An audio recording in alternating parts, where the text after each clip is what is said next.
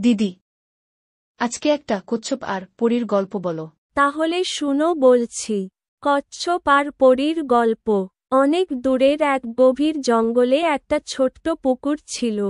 সেখানে থাকত একটা বুড়ো কচ্ছপ আর ব্যাঙ। নাম তার ছিল টুকু। টুকু খুব ধীরে চলে, কিন্তু তার মনটা ছিল ভারী সুন্দর। সে সব সময় বলতো, তাড়াহুড়ো করে কি হবে, যা হবার তা ধীরে ধীরেই ভালো হয়। ব্যাঙ বলে সব ভুল কথা লাফিয়ে লাফিয়ে সবকিছুই জয় করা যায়। কচ্ছপ হাসল, হা হা হা হা। হট্টা গেল বউয়ানিতে, হট্টি গেল সাথে, তাল দিতেছে পায়ে পায়ে, গান তুলছে রাতে। হট্টা হট্টি আনন্দতে লাফায় দুইজনে, গ্রামের মেঠো পথে নাচে মনের পাখি। সোনা মনিরা, আমি এত কষ্ট করে তোমাদেরকে গল্প বলি। তোমরা আমার এই চ্যানেলটি সাবস্ক্রাইব, লাইক, কমেন্ট, শেয়ার করে দাও দয়া করে। একদিন বিকেলবেলা টুকু পুকুরের পাড়ে বসে রোদ পোহাচ্ছিল। হঠাৎ আকাশ থেকে একটা ঝিকমিক আলো নেমে এলো। আলোর মধ্যে থেকে বেরিয়ে এল এক ছোট্ট পরী। পরীর নাম ছিল মিঠাই। তার ডানা দুটো রঙিন পাখির পালকের মতো, আর গায়ে জ্বলজ্বল করছে ছোট ছোট তারা। মিঠাই একটু কাঁদছিল। এই এই, টুকু জিজ্ঞেস করল, কি হয়েছে রে ছোট্ট পরী? মিঠাই বলল, আমার জাদুর ছড়ি হারিয়ে গেছে। ওটা ছাড়া আমি আকাশে উড়তে পারি না। এখন আমি এই জঙ্গলে আটকে গেলাম। টুকু একটু ভেবে বলল, চল, আমি তোকে খুঁজে দিই। মিঠাই হেসে বলল, তুমি তো এত ধীরে চলো, আমার ছড়ি যে অনেক দূরে পড়ে গেছে। টুকু শান্ত গলায় বলল, দূর হলেও তো এক সময় পৌঁছবি।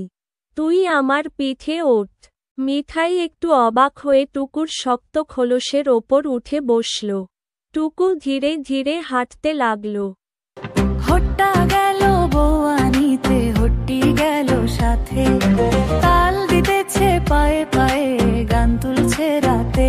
হট্টা হট্টি আনন্দতে লাফায় দুইজনে, গ্রামের মেঠো পথে নাচে মনের।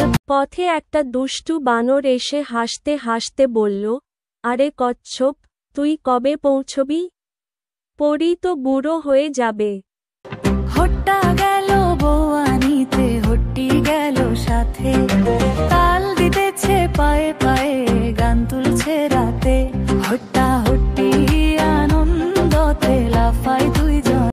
হট্টা গেল বউয়ানিতে, হট্টি গেল সাথে, তাল দিতেছে পায়ে পায়ে, গান তুলছে রাতে। হট্টা হট্টি আনন্দতে লাফায় দুইজন। অনেকক্ষণ পর তারা একটা বড় গাছের তলায় পৌঁছল। সেখানে মাটিতে পড়ে আছে জাদুর ছড়ি, চারদিকে আলো ছড়াচ্ছে। মিঠাই লাফ দিয়ে ছড়ি তুলে নিল।